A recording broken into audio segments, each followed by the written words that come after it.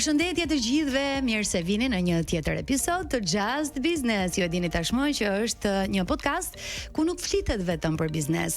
Sot kam kënaqësinë të mirëpres një profesioniste të rrallë me mbi 23 vite përvojë në fushën e teknikës dentare. Ajo është Julia Kosova nga Julia Dental Studio. Mirë se vjen në Top Albania Radio. Përshëndetje. Jam shumë e lumtur që jam sot. Është shumë kënaqësi. Unë tani do t'rregoj shumë pak për ty, sepse kam me shumë dëshirë që të ftuarit në këtë studio t'i prezantoj ashtu siç e meritojnë. E formuar profesionalisht në Itali dhe e njohur për përkushtimin dhe saktësi në punën laboratorike. Julia është një prej figurave më të respektuara në fushën e saj. Ajo është zemra teknike e klinikës Julia Dental Studio. Një hapësirë moderne që e ka ndërtuar me shumë dashuri dhe përkushtim në bashkëpunim të ngushtë me stomatologen Oriola Muça. Bashk kanë krijuar një model suksesi ku profesionalizmi, estetika dhe besimi ndaj pacientëve janë në qendër të çdo vendimi. Sot do të flasim për rrugtimin e Julias si laborante dentare, përvojën jashtë vendit, bashkëpunimin me Oriolën dhe çfarë qëndron pas një buzëqeshjeje perfekte. Mirë se vjen edhe një herë në këtë bisedë. Mirë se të gjeta, dua ta nis me një falënderim shumë të madh nga ana jote dhe për ftesën. Jam shumë e lumtur që jam këtu me ty dhe mund të them me plot gojë që është hera e parë për mua që jap një intervistë. Dhe po ndihesh mirë, besoj, deri tani. Është merita jote sigurisht. Të falenderoj shumë Julia, është shumë kënaqësi. Shumë faleminderit për vlerësimin. Në këtë studio ne gjithmonë të mirëpresim njerëz të cilët nisin një rrugtim. Kanë ulje ngritjet e tyre gjatë këtij rrugtimi, por nuk dorëzohen asnjëherë. Janë burim frymëzimi dhe janë një mesazh shumë i mirë për njerëz që ndoshta kanë tentuar, mund të jenë rrëzuar dhe mund të jenë dorëzuar gjatë rrugtimit të tyre. Bisedat tona janë gjithmonë frymëzim. Edhe e vlerësoj shumë që je sot këtu. Por le ta nisim nga fillimet e tua, Julia. Unë të bëra pak a shumë një prezantim tëndin, ti ke studiuar jashtë, pastaj vendose të rikthesh, por si nisi udhtimi yt në fushën e teknikës dentare? Në një moshë shumë të vogël. Flasim këtu në 97-ën, kur e dim gjithë rrëmujat, ishte dëshira e prindërve të mi që unë studioja jashtë. Dhe shumë herë kur ato e shprehin këtë dëshirë për të studiuar unë jashtë, unë në mendjen time i thoja unë do studioj, po sigurt që unë do kthehem në vendin tim. Do thënë kjo ka qenë një pikë synimi im pa filluar shkollën. Dhe kështu e bëra faktikisht. Pasi studiova 5 vite atje, jam rikthyer në vendin tim. Shumë e lumtur se u ktheva në vendin tim dhe pse prindrit donin që të kthehesh apo jo? Ja, nuk deshin që të ktheja, po unë kisha dëshirë shumë të madhe që çdo gjë, domethënë një arritje që unë do bëja, desha që ta bëja në vendin tim, në asnjë vend tjetër. Pse zgjodhe Italinë? Italinë e zgjodha sepse atëherë ashtu ishte. Ishte dhe viti i trazuar, po, ishte mundësia për të shkuar atje. Dilema shumë e madhe për degët, sepse duke qenë që ishte një shkollë profesion. Unë duhet zgjidhja një nga degët dhe kishte shumë. Dhe degët që unë desha faktikisht isha unë shumë ke modelingu, shumë ke pjesa e stilistës, te pjesa e artit, e së bukurës. Aty domethënë ishte. Po aty ja akoma. Jam aty, nuk ndahem aty dhe ndodhi që vendosa për të studiuar për stilista. Po çfarë ndodhi rrugës ishte që mbasi unë shkova në Itali dhe hyra gabimisht në një laborator dentar të shkollës. Dhe aty pash një allçi, pash një profesor që ishte aty, që po bënte tip skulptura ta themi, po ndërtonte dhëmb. Dhe unë s'po e kuptoja. 3 ditë rresht u mundova që ta ndiqja në punimet e tij dhe pash në fund fare, mas 3 ditësh ai kishte ndërtuar një dhëmb. Dhe ishte shumë e bukur. Mora prindrit dhe i thash, unë kam ndruar mendja, sepse unë nuk dua ta bëj pjesën e studimit për stiliste, po dua ta bëj për laborante dentare. Gjëja që jam shumë krenare dhe shumë e lumtur në jetë, që çfarë do lloj gjëje që unë kam vendos, ose kam vendos me edhe mosha ishte shumë e re në atë kohë, më kanë mbështetur. Dhe them që kjo është gjëja më e rrirë që kam në jetën time, mbështetje nga prindërit e mi. E kam vazhdu këtë plot 5 vite, shumë e lumtur. Do më thënë, nisi si një pasion, nga një ide, unë e pash diku çfarë po bënte ky personi. I të krijuarit të artit nëpërmjet buzëqeshjes. Unë nuk ja kisha iden se pjesën e laboratorit. Është interesante mënyra se si e afeksionuar me këtë profesion. Nuk ja kisha iden, se nuk kisha interesuar absolutisht asnjëherë. Babi im si themi u gëzu më shumë nga gjithë, sepse duke qenë që unë babin e kam piktar. Okej. Dhe më tha që jam shumë i lumtur që dhe ti do kesh një penel në dorë.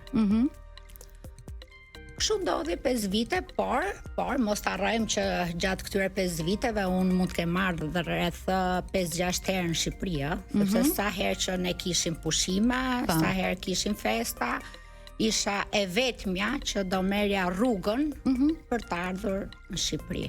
Ka qenë dhe pak e vështirë. Shumë e vështirë sepse atëherë tragete, La Vikinga, deti, shumë e vështirë ka qenë, por vetëm kur e mendoja që unë do kthehesha afër familjes time, afër njerëzve të mi të dashur që unë kisha lënë këtu dhe afër shoqërisë, isha shumë e lumtur. Dhe nuk e mendoja 2 herë. Thjesht të motivonte fakti që po vije pranë njerëzve të tu të dashur dhe kaq mjaftonte për të marrë gjithë atë rrugtim. Çdo mendim im ka qenë për këto.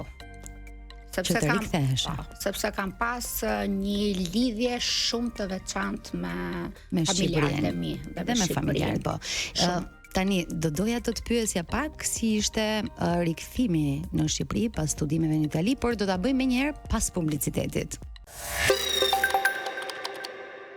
Julia, më tregove një histori shumë interesante që unë nuk e kam dëgjuar, të them të drejtën, nga asnjë profesionist i fushës tënde. Mënyra se si ti je afeksionuar edhe krijove pasion për këtë degë, e cila në vitet kur ti ke studiuar ka qenë shumë e rrallë dhe jo shumë e synuar, le të themi, nga vajzat. Nuk kishte shkolla këtu këna.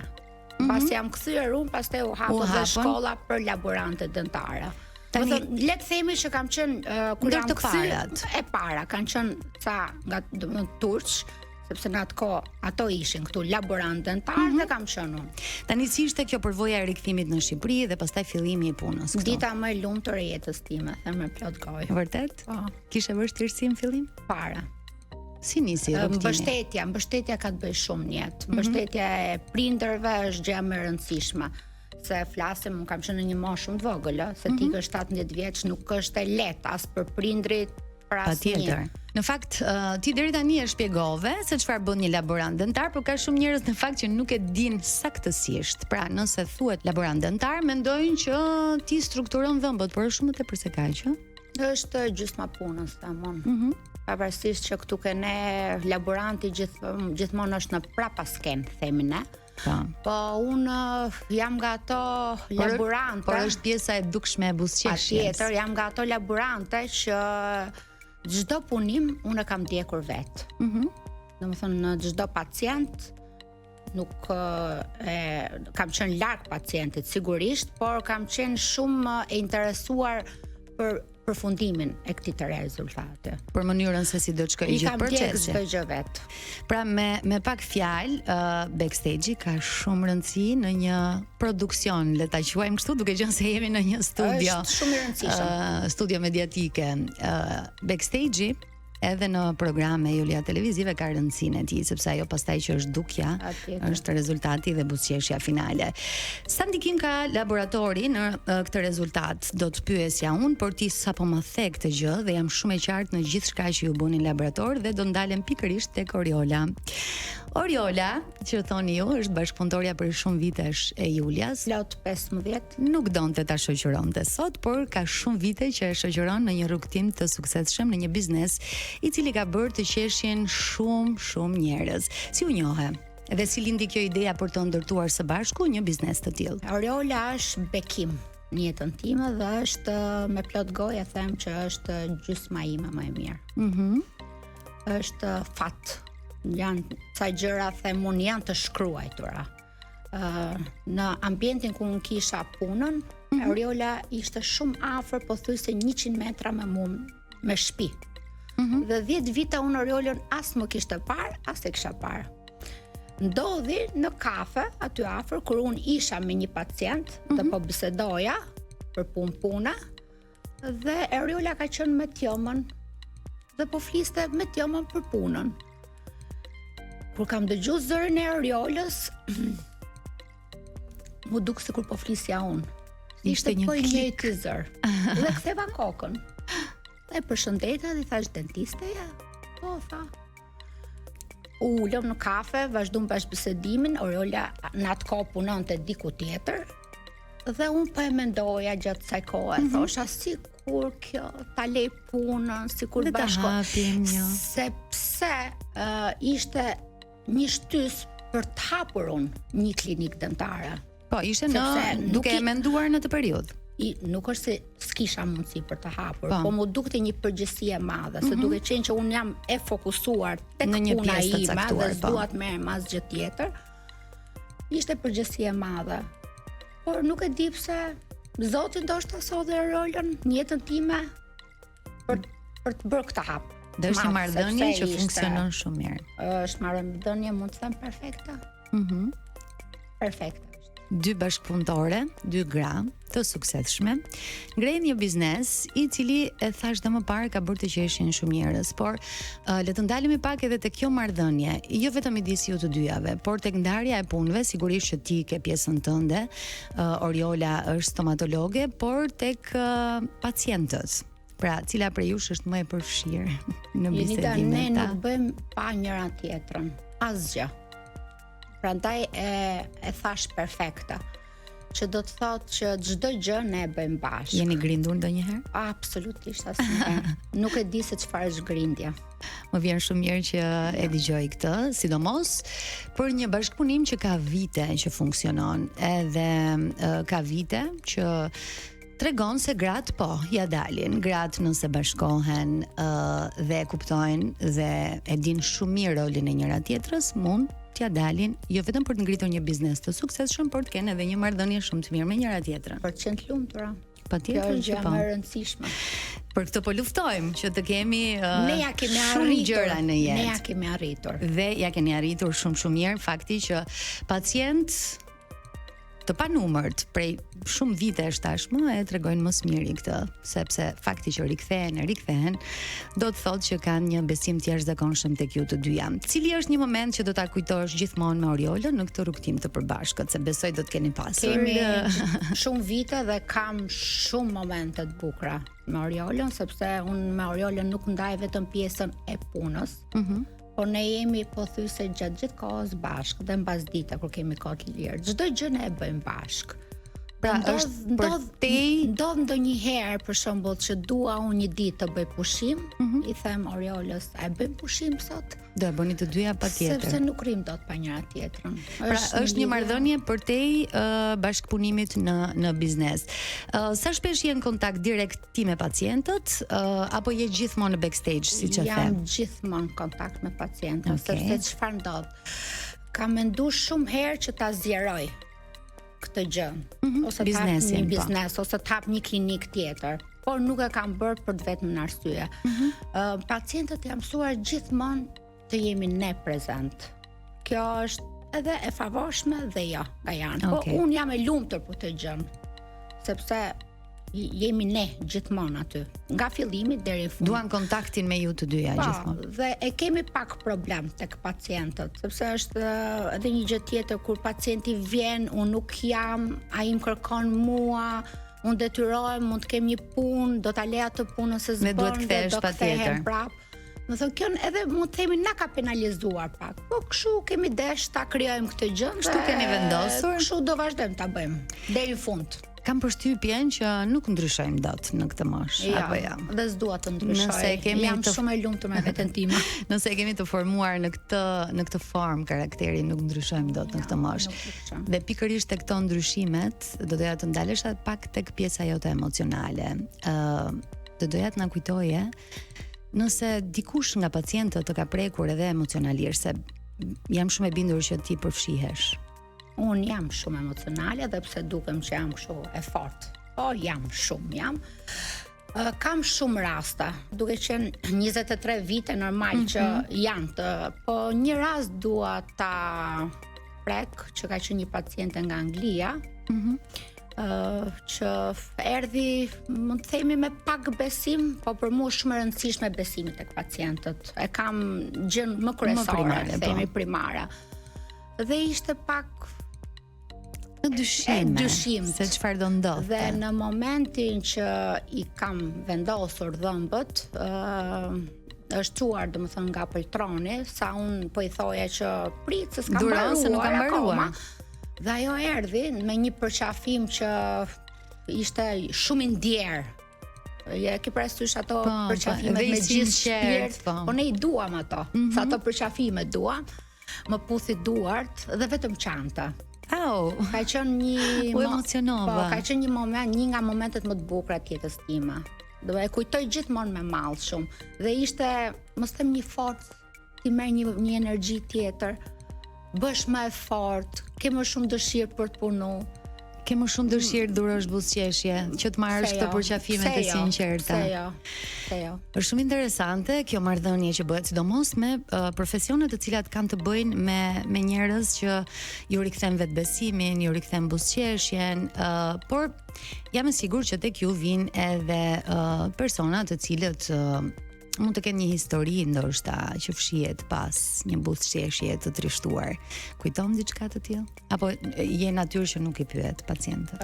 Unë nuk jam natyrë që I pyes, po nuk e di pse ndodh gjithmonë që mua mi tregon. Dhe me herë them shumë mirë bëni që mi tregoni, po duke qenë që unë jam një tip që futem shumë tek hallet dhe problemet e tjetrit, dhe ndoshta kjo është ajo marrëdhënie që ne krijojmë me pacientin. Ne udhtojmë shumë. Do thush ti ku udhtojmë sepse vetë pacientët ne na ftojnë. Për t'ju falendëruar për punën. Po, kemi udhëtuar shumë me Oriolën, domethënë në vende Itali, Angli, shumë vende që na kanë ftuar pacientët. Jemi shumë të lumtur. Është shumë e bukur kjo gjë. Është gjëja më e bukur që mund të ndodhë. Është një vlerësim shumë I madh. Të gjithë pa përjashtim pacientët I kemi shumë miq. Dhe un kam të drejtë kur them që në këtë program nuk flitet për biznes. Ka gjëra shumë më të mëdha, gjëra emocionale të cilat të bëjnë ta duash akoma dhe më shumë profesionin. Por Julia, si është të jesh tek pjesa teknike e formimit të dhëmbëve të pacientëve dhe gjithçka tjetër, por edhe drejtuese normalisht se je një businesswoman. Drejtuese nuk e kam pas të vështirë sepse kam pas shpirtin tim binjak gjithmonë nga mbrapa. Dhe gjithmonë kur jetë dy persona janë gjërat më të lehta. Nuk e kam qyt asnjëherë veten pronare. Absolutisht. Unë jemi bashk themeluese. Kam qef të punoj. Më shumë mos themi që me pjesën e klientëve më shumë mund të merret Ola se sa unë. Unë jam gjithmonë prezent aty, po gjithmonë është Ola ajo që merret me klientin e parë. Tani le ta pranojmë që kujdesesh për pamjen, buzëqeshja jote sigurisht që është e bukur. A është një grua në karrierë e dashuruar me profesionin e saj, e mundur që t'i bëj të gjitha këto, pra dhe të kujdeset për veten dhe për familjen dhe për djemtë të saj, Julia ka 2 djemë. Dhe duhet jetë dhe nën dhe bashkëdrejtuese e një biznesi, por duhet jetë edhe në formë, edhe e këndshme. Domethënë ja del, se unë e shoh që ti ja del, por më duhet të di atë balancën që ti bën me të gjitha këto. Unë jam nën e 2 çunave, çunën gati e kam 20 vjeç të madhin. Ja dal. Do të them pse ja dal. Ja dal sepse kam pas mbështetje familjare shumë të madhe. Dhe duke qenë që unë shumë e re jam bërë nën, puna njëkohësisht, sepse nuk është më puna siç ka qenë, le ta themi këtë, sepse kishte raste që rrinin dhe në 3 mesit që punonin. Dhe u përshkushtova shumë në atë kohë punës. Sa mund të themi që I lash pak fëmijët mbasdore, por I kisha të sigurisht me shumë mama të tjerë. Dhe jam falendëruese dhe shumë injose për gjithë jetën për njerëzit që më kanë qëndruar pranë, sepse pa ato unë nuk do isha këtu ku jam sot. kjo është shumë e sigurt. Kjo është një mirënjohje shumë e thellë për të gjithë njerëzit që suportojnë dëshirat e një nëne të re për të ndjekur pasionin dhe ëndrat e saj. Kemi sërish publicitet dhe rikthehemi për shumë pak minuta sërish me Julian në studio. Me zhvillimin e teknologjisë, të gjithë e dimë që çdo biznes updatetohet, përshtatet, sigurisht bëhet pjesë e ndryshimeve teknologjike. Julia Dental Studio si i ka marrë të gjitha këto risi sa i përket ndryshimeve, teknologjisë, përshtatjes me dëshirat apo gjithë nevojat e pacientëve tuaj? I shikoj të gjitha, patjetër, sepse është profesioni im dhe është një gjë që unë e bëj me shumë dashuri, por të jem realiste dhe shumë e sinqert, i mbahem gjërave që unë kam shumë vite që i punoj, sepse e di se si funksionon, e di dhe sa vite kanë shku. Sepse unë Jonita kënaqem shumë kur shikoj pacientët që i takoj, se të thash unë jam në kontakt pothuajse me 99%, po sigurisht. Jam shumë e kënaqur që kanë 90 vite janë akoma me dhëmbët e mi në gojë. Dhe nuk ka lumturi më të madhe se mua. Në ato momente kur i shikoj, pavarësisht që nuk ja shpreh, por shikoj një buzëqeshje në fytyrën time. Kështu që teknologjia avancon, klinika updatetohet, por teknika nuk ndryshon. Sepse jam unë, nuk është njëri tjetër. Dhe cilësia vazhdon të jetë rezistente për vite e vite me radhë. Julia, çfarë këshille do t'i jepje një vajze apo një të riu, nuk ka rëndësi nëse është vajzë apo jo, që nuk e ka ndarë mendjen ende nëse do t'i dedikohet stomatologjisë apo këtij profesioni si laborant dentar? E kam menduar shumë herë këtë gjë. Dhe kam arrit në një konkluzion që jo çdo kush mund të bëhet dentist. Jo çdo kush mund të bëhet laborante. Pjesa e laborantit është art. Unë e kam të trashëguar nga babai im. Dhe ti nuk mund të bësh, edhe pse dëshira e prindërve është stomatologjia, laboranti, ka të ardhura si prindrit ton, por jo çdo kush mund të bëhet. Është diçka që unë them që është dhunë ti, dhe ti nuk e pate me pasion. Një thirrje e brendshme ndoshta? Është shumë thirrje e brendshme. Me ty kështu ka ndodhur, sepse ti e tregove historinë. Unë me kështu ka ndodhur dhe vazhdon të ndodhi. Unë çdo ditë e më shumë dashurohem me zanatin tim. Gjej qetësin, aty e gjej qetësin. The një fjali të cilën unë e them shpesh për zanatin tim dhe jam shumë dakord me ty kur thua që jo gjithkush mund të bëj diçka në jetë. Pra nuk mund të zgjohemi një ditë të bukur dhe të themi unë sot e ndjej veten që të jem dentiste. Apo mund të jem prezantuese apo çfarëdo lloj profesioni tjetër, nëse ti nuk e ke thirrjen dhe nuk punon fort për ta perfeksionuar atë dëshirë apo atë pasion që ti ke. Çfarë ti parësh mendon se duhet të ketë dikush për të qenë i suksesshëm në këtë profesion? Pra përveç profesionalitetit në dukje, pra në buzëqeshje dhe në të gjithë detajet që ju krijoni, ndërthurni në artin tuaj, por çfarë duhet të ketë diçka tjetër që është ekstra kësaj? Pasionin. Shumë e rëndësishëm. Pasionin dhe dashurinë. Sepse unë them një gjë, gjërat duhet të bëhen me shumë dashuri që në fund të ditës ti jesh plot me veten. Dhe kjo është gjëja më e rëndësishme. Që ti jesh plot me veten tënde. Ti jesh i lumtur. Jo vetëm të lumturosh tjetrin, por të lumturosh edhe vetë. Por në fakt besoj që gjatë rrugtimit tuaj mund të keni pasur edhe momente të vështira, sepse dihet që biznesi në Shqipëri ka ato ulje ngritje të veta. Si ja keni dalë? Kemi pas ulje dhe ngritje, po periudha e pandemisë kam përshtypjen që ka qenë pak më e vështirë. Ndoshta për çdo biznes. Ka qenë e vështirë sepse nuk ishte çështja ekonomike.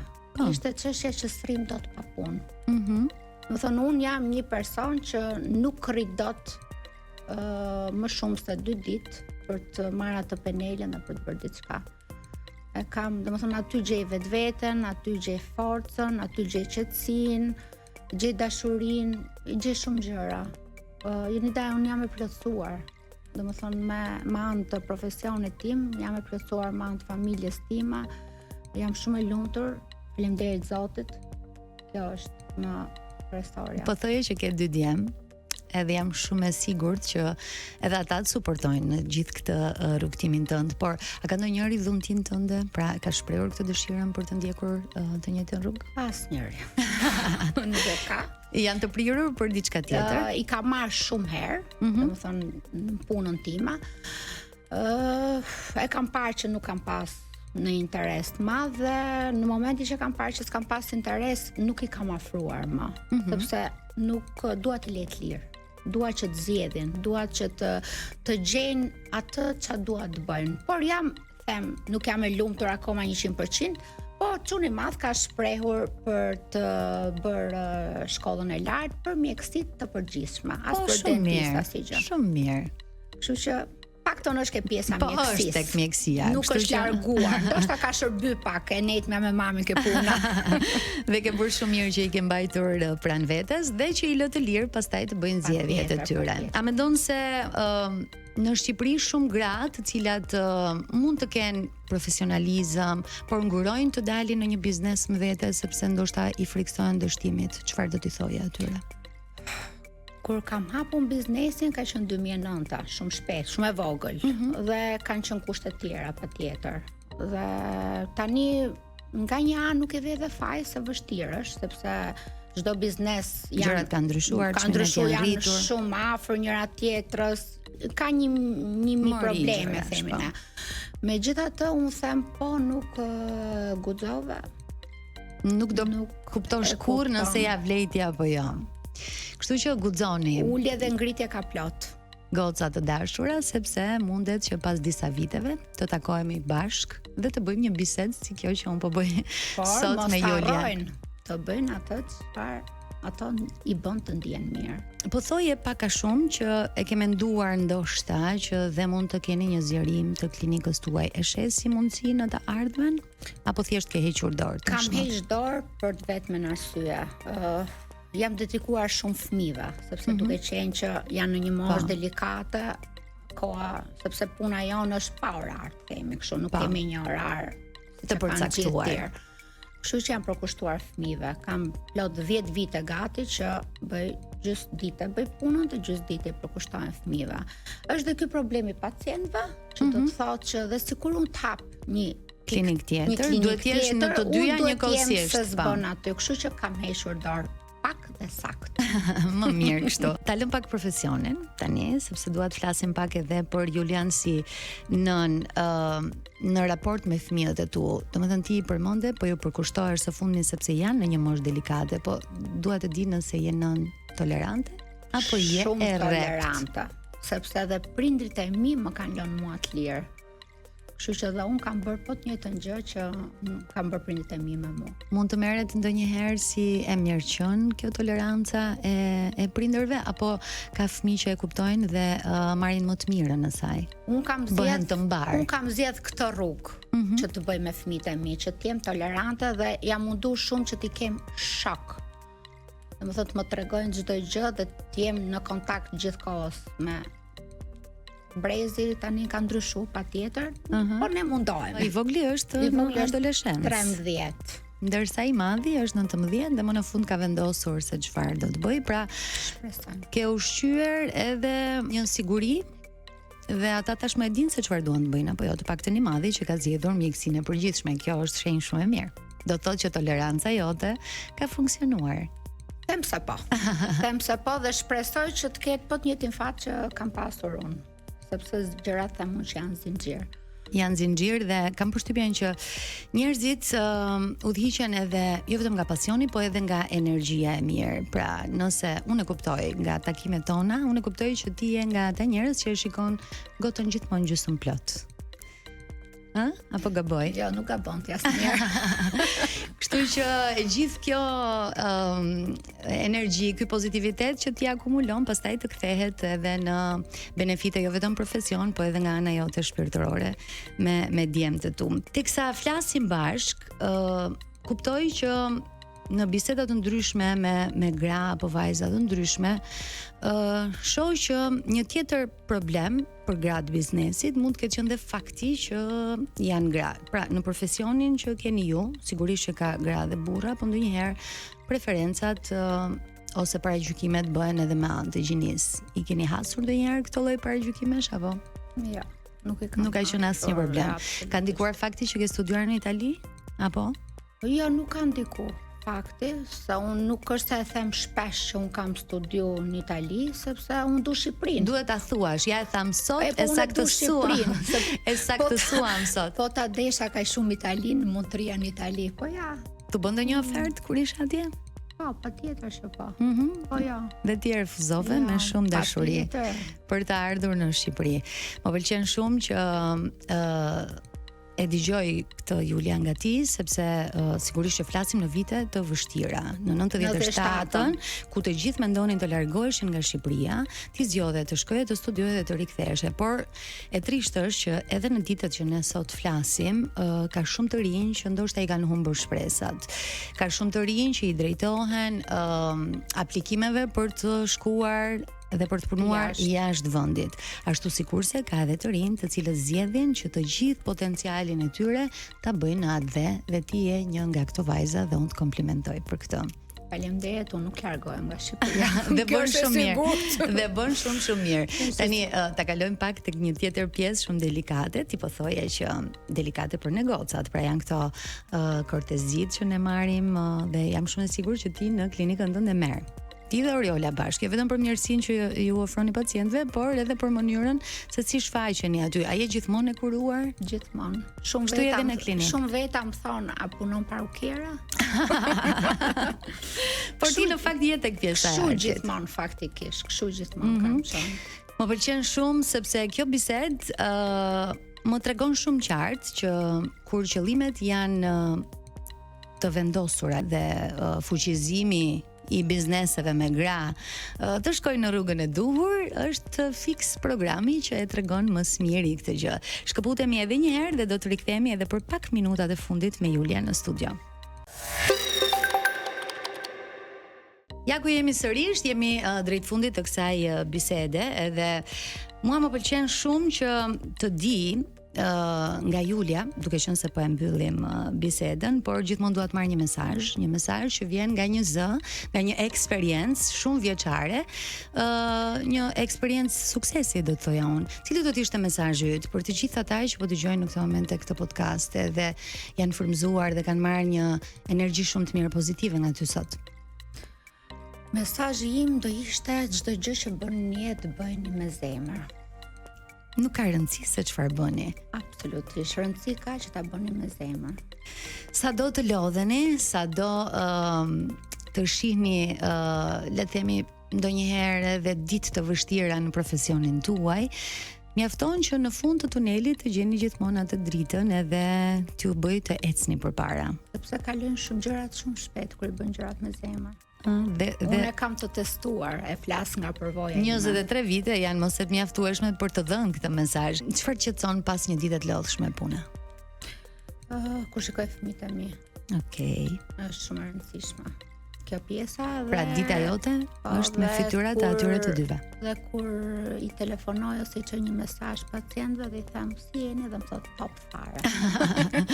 Dhe top fare jemi edhe në Top Albania Radio, dhe unë do doja shumë ta falenderoja Julian për prezencën e saj sot në këtë podcast. Faleminderit që ndave të gjithë eksperiencën tënde. Jam shumë e bindur që të gjithë ata që kanë dëgjuar, kanë marrë energji shumë të mirë sot, edhe kanë marrë ndoshta edhe atë klikun që ju duhej, ndoshta janë duke bërë një ecje dhe po shohin që po, nëse ti studion, nëse ke pasion, nëse ke këmbgulje, po, edhe nëse studion jashtë, mund të kthehesh në Shqipëri, të gjesh një super partner dhe të hapësh një biznes të suksesshëm apo jo. Tu i kemi njerëzit tonë. Kështu që këtu duhet të rrim. Faleminderit shumë Julia. Faleminderit ju, të falenderoj. Të uroj shumë suksese në çdo gjë që bëni. Dhe faleminderit që isha e vetme që më binte për këtë intervistë. Ka përshtypjen që do shihemi sërish. Ndoshta. Ishit në Just Business, një podcast që ju tashmë e dini. E kemi thënë disa herë, nuk flitet vetëm për biznes, ka histori shumë të bukura. Sot ishim me Julian, dëgjohemi në episodin tjetër. Ciao.